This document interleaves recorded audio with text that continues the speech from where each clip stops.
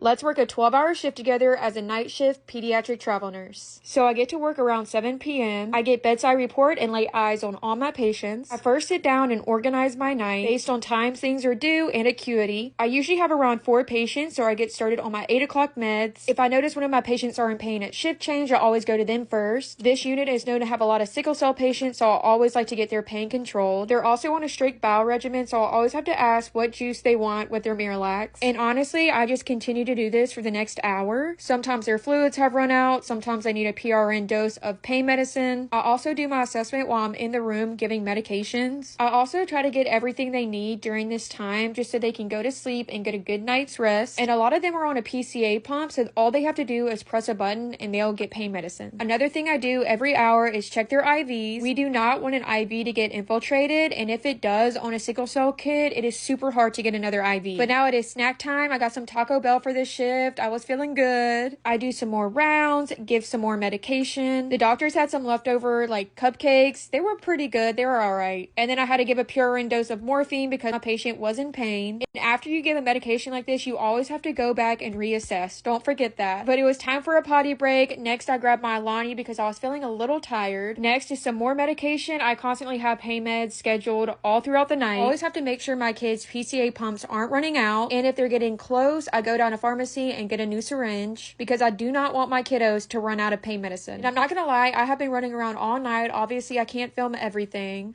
Also, one of my kids had a fever, so I had to grab some Tylenol and give that to them. I did my rounds again. Next, it is time to chart. This is my least favorite part. But you know what? You gotta cover yourself. Chart everything that you do. Now I am waiting on day shift to give report. And after report, my night shift is finally over and it is time to go home. But yeah, this was a great shift and honestly, I just love my job.